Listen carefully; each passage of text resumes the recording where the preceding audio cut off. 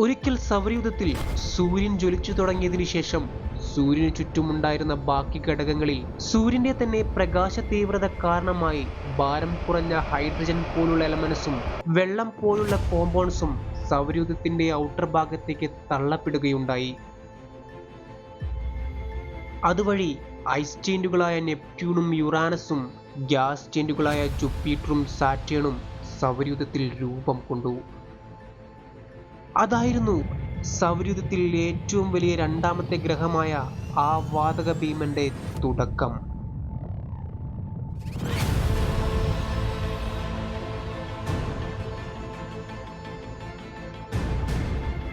സൗരയൂഥത്തിൽ പ്രവേശിക്കപ്പെട്ട ഒരു വാൽനക്ഷത്രവുമായി അന്ന് ശനിയുടെ വളരെ അടുത്ത് നിലനിന്നിരുന്ന മഞ്ഞിനാൽ മൂടപ്പെട്ട ഒരു ഉപഗ്രഹവുമായി ഒരു കൂട്ടിയിടി സംഭവിക്കുന്നു.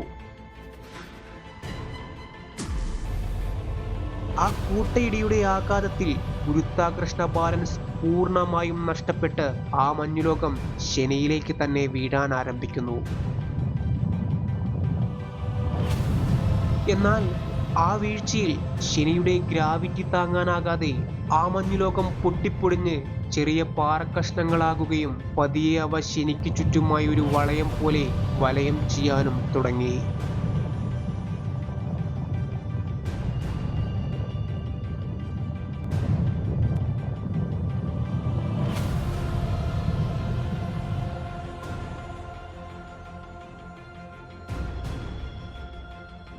ആയിരത്തി 610 ശനിയെ മനുഷ്യൻ കണ്ടെത്തിയത് എന്ന് കരുതപ്പെടുന്നു.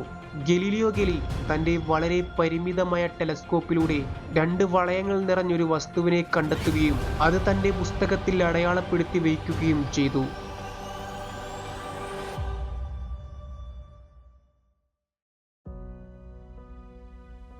നാസയുടെ കെസിനി എന്ന പേടകം സാറ്റേണിന്റെ അടുത്തെത്തുന്നു. കസിനിയിൽ നിന്നുമാണ് സാറ്റേണിന്റെ പല രഹസ്യങ്ങളെപ്പറ്റി നാം മനസ്സിലാക്കുന്നത്. ശനി ഒരു വാതക ഭീമൻ ഗ്രഹമാണ്, അതായത് വാതകങ്ങളാൽ മൂടപ്പെട്ട ഒരു ഗ്രഹം. ഏകദേശം 1,16,000 കിലോമീറ്റർ വ്യാസം ശനിക്കുണ്ട്. അതായത് നമ്മുടെ ഭൂമിയേക്കാൾ 50 മടങ്ങ് വ്യാസം. അത്രയും ബൃഹത്തായ ഒരു ഗ്രഹമാണ് സാറ്റേൺ. അതുകൊണ്ട് തന്നെ നമ്മുടെ സൗരയൂഥത്തിലെ രണ്ടാമത്തെ ഏറ്റവും വലിയ ഗ്രഹം കൂടിയാണിത്. ഏകദേശം 700 ഭൂമിയെ ശനിയിൽ ഉൾക്കൊള്ളിക്കാൻ കഴിയും. ഇത്രയധികം വ്യാപ്തി ഉണ്ടെങ്കിലും ശനിക്ക് സാന്ദ്രത വളരെ കുറവാണ്. കുറവെന്ന് പറയുമ്പോൾ സൗരയൂഥത്തിലെ തന്നെ ഏറ്റവും സാന്ദ്രത കുറഞ്ഞ ഗ്രഹമാണ് ശനി. ഇത് നമ്മുടെ ഭൂമിയെ അപേക്ഷിച്ച് നോക്കുമ്പോൾ ഭൂമിയുടെ 12% സാന്ദ്രത മാത്രമേ ശനിക്കുള്ളൂ. അതുകൊണ്ട് തന്നെ ജലത്തിന് മുകളിൽ സാറ്റേണിനെ വെച്ചാൽ അത് വളരെ നിഷ്പ്രയാസം ജലത്തിന് മുകളിൽ ഒഴുകി നടക്കും. കാരണം സാറ്റേണിൽ അടങ്ങിയിരിക്കുന്ന ഘടകമെന്നത് 95% ഹൈഡ്രജൻ ആണ്. ഈ ഹൈഡ്രജൻ എന്നത് പ്രപഞ്ചത്തിലെ തന്നെ ഏറ്റവും ലൈറ്റസ്റ്റ് ആയിട്ടുള്ള ഒരു ഘടകമാണ്. ഇക്കാരണങ്ങളാലൊക്കെ തന്നെ ഭൂമിയേക്കാൾ വെറും 6% ഗ്രാവിറ്റി കൂടുതൽ മാത്രമാണ് ശനിയിൽ അനുഭവപ്പെടുന്നത്. ശനിക്കൊരു ഖരരൂപത്തിലുള്ള സർഫസ് ഇല്ല. എന്നാൽ ശനി പൂർണ്ണമായും വാതകത്താൽ നിറഞ്ഞതുമല്ല. ശനിയുടെ അടിത്തട്ടിലേക്ക് പോകുമ്പോൾ സമ്മർദ്ദം അതിശക്തമായി വർദ്ധിച്ചു വരികയും ഇക്കാരണത്താൽ ഹൈഡ്രജൻ വാതകം ദ്രാവകാവസ്ഥയിലേക്ക് മാറ്റപ്പെടുകയും ഫലമായി സാറ്റേണിന്റെ അടിത്തട്ടിൽ ഹൈഡ്രജന്റെ ഒരു സമുദ്ര ലോകം തന്നെ നിലനിൽക്കുന്നുണ്ട് എന്നും ശാസ്ത്രലോകം വിശ്വസിക്കുന്നുണ്ട്. എന്നാൽ സാറ്റേണിന് ഭൂമിയുടേതുപോലെ തന്നെ ഒരു ഖരരൂപത്തിലുള്ള കോർ നിലനിൽക്കുന്നുണ്ട്. പലതരത്തിലുള്ള ലോഹപദാർത്ഥങ്ങളാൽ നിർമ്മിതമായ ഒരു കോർ. ഭൂമിയുടെ കോറിനെ അപേക്ഷിച്ച് ഇവിടുത്തെ താപനില എന്നത് ഇരട്ടിയാണ്, ഏകദേശം 11,000 ഡിഗ്രി സെൽഷ്യസ്. സാറ്റേണിന്റെ അന്തരീക്ഷത്തിന് മുകളിലായി വലിയ കാറ്റുകൾ വീശിക്കൊണ്ടിരിക്കുകയാണ്. സൗരയൂഥത്തിലെ തന്നെ ഏറ്റവും വേഗതയിൽ രണ്ടാമത് കാറ്റ് വീശുന്ന ഗ്രഹം ശനിയാണ്. എന്നാൽ സൗരയൂഥത്തിലെ തന്നെ ഏറ്റവും വേഗതയിൽ കാറ്റ് വീശുന്നത് നെപ്റ്റ്യൂണിലാണ്. ശനിയിൽ ഏകദേശം 1800 km/s എന്ന വേഗതയിൽ കാറ്റ് വീശുന്നുണ്ട്. ഇത് 2011 കസിനി പകർത്തിയ ചിത്രമാണ്. ഇതിൽ വെള്ള നിറത്തിൽ കാണുന്നത് ഏകദേശം 1000 കിലോമീറ്ററോളം നീളമുള്ള ഒരു കൊടുങ്കാറ്റാണ്. ഇതിനെ ദ ഗ്രേറ്റ് വൈറ്റ് സ്പോട്ട് എന്ന് വിളിക്കപ്പെടുന്നു.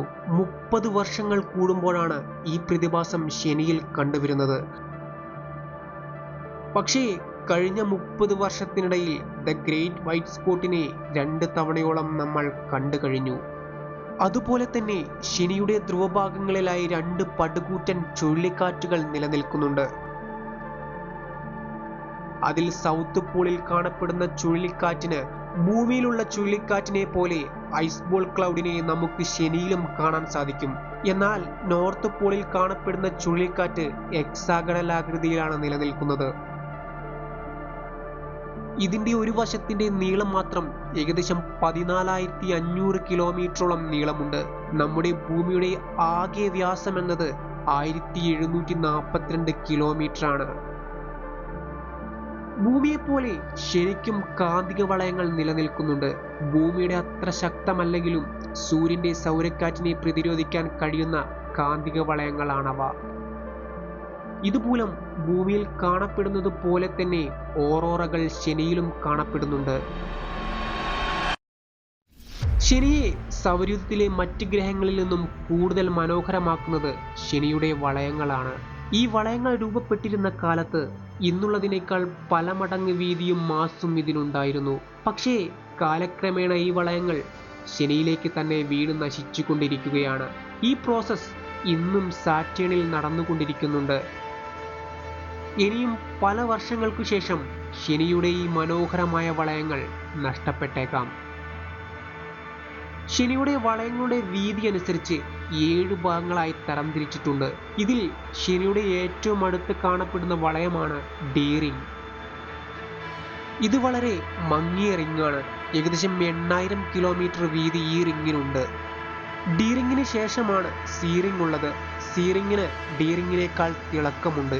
ഏകദേശം 2 മീറ്ററോളം വലിപ്പമുള്ള പാറക്കഷ്ണങ്ങളും മണൽത്തരികളുമാണ് സി റിംഗിൽ കാണപ്പെടുന്നത്. 1700ഓളം കിലോമീറ്റർ വീതി ഈ റിംഗിനുണ്ട്.